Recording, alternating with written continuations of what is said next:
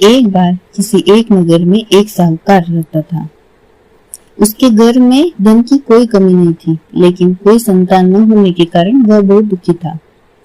संतान प्राप्ति के लिए वह हर सोमवार को व्रत रखता था और पूरी श्रद्धा के साथ शिव मंदिर जाकर भगवान शिव और माता पार्वती की पूजा करता था।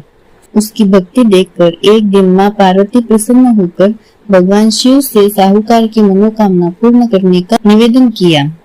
पार्वती जी के आग्रह पर भगवान शिव ने कहा कि हे पार्वती, इस संसार में हर प्राणी को उसके कर्मों का फल मिलता है और जिसके भाग्य में जो हो उसे भोगना ही पड़ता है।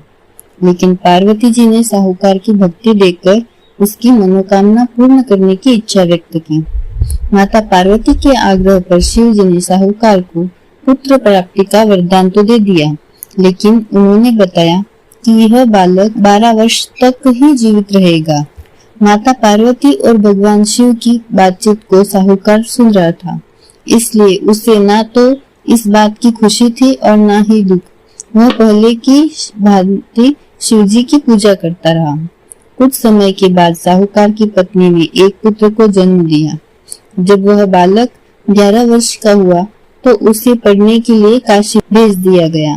साहूकार ने पुत्र के मामा को बुलाकर उसे बहुत सारा धन देते हुए कहा कि तुम इस बालक को काशी विद्या प्राप्ति के लिए ले जाओ। तुम लोग रास्ते में यज्ञ कराते जाना और ब्राह्मणों को भोजन दक्षिणा देते हुए जाना। दोनों मामा भांजे इसी तरह यज्ञ कराते और ब्राह्मणों को दान दक्षिणा देते काशी नगरी निकल पड़े।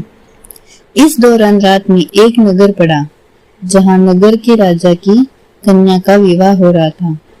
लेकिन जिस राजकुमार से उसका विवाह होने वाला था वह एक आंख से काना था।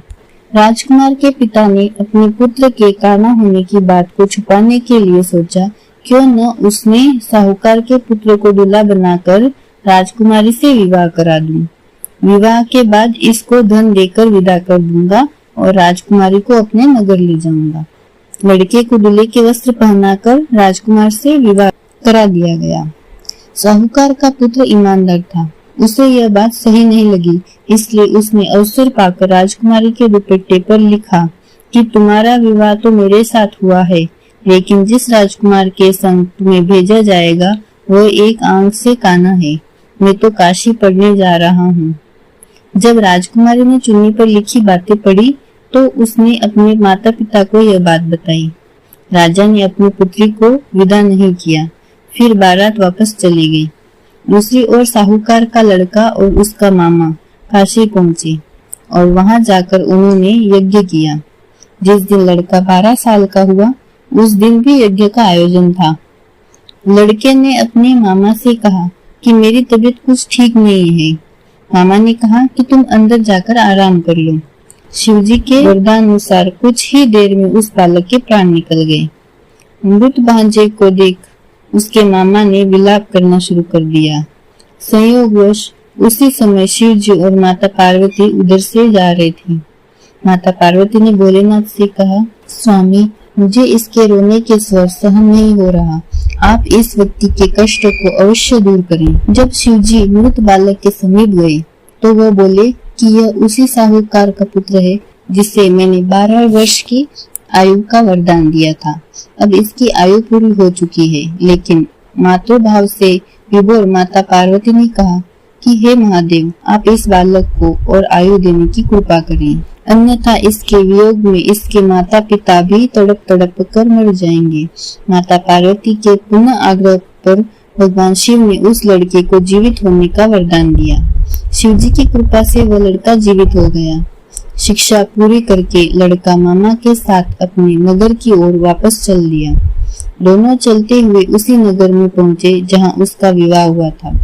उस नगर में भी उन्होंने यज्ञ का आयोजन किया। उस लड़के के ससुर ने उसे पहचान लिया और महल में ले जाकर उसकी खातिरदारी की और अपनी पुत्री को विदा किया। इधर साहूकार और उसकी पत्नी भूखे प्यासे रहकर बेटे की प्रतीक्षा कर रहे थे। उन्होंने प्रण कर रखा था कि यदि उन्हें अपने बेटे की मृत्यु का समाचार मिला तो वह भी प्राण त्याग देंगी, परंतु अपने बेटे के जीवित होने का समाचार पाकर वह बेहद प्रसन्न हुए। उसी रात भगवान शिव ने साहूकार के स्वप्न में आकर कहा, हे श्रेष्ठी, मैंने तेरे सोमवार के व्रत करने और व्रत कथा सुनने से प्रसन्न होकर तेरे पुत्र को लंबी आयु प्रदान की है। इसी प्रकार जो कोई सोमवार का व्रत करता है या कथा सुनता है और पढ़ता है, उसके सभी दुख दूर होते हैं और सभी मनोकामनाएं पूर्ण होती हैं।